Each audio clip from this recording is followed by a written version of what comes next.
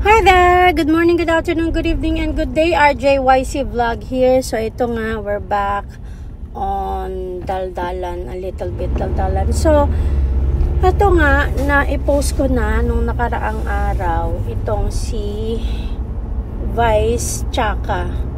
Para sa akin, hindi na siya Vice Ganda. He doesn't deserve the name Ganda because he doesn't have any ganda sa pagkatao niya. So, For me, he is Vice Chaka. So, yun.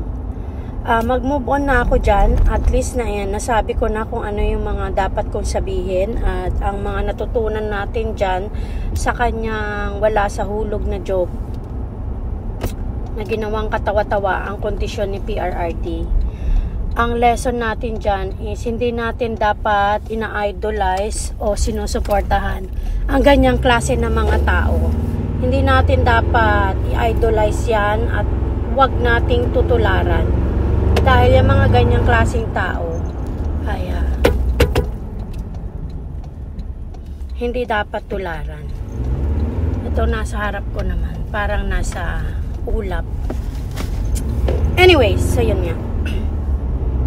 Hindi natin dapat tularan ang mga ganyang klaseng tao na ginagawang katawa-tawa ang hindi magandang pinagdadaanan ng isang tao. Okay? At wag na nating suportahan ang kanilang mga ini-endorso dahil hindi sila karapat-dapat suportahan.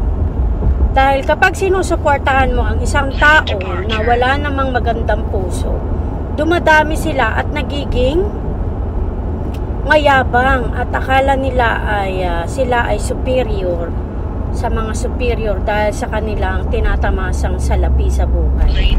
Okay? So yan ang lesson dyan. Huwag nang susuportahan, huwag nang tutularan at nitignan, huwag nyo nang tignan at niisipin, huwag nyo nang isipin. Yung mga ganyang klaseng tao ay dapat binubura sa listahan ng mga iniidolo. Okay? I used to like him sa mga jokes niya. Pero ngayon wala na akong gana sa kanya. Okay? Babush.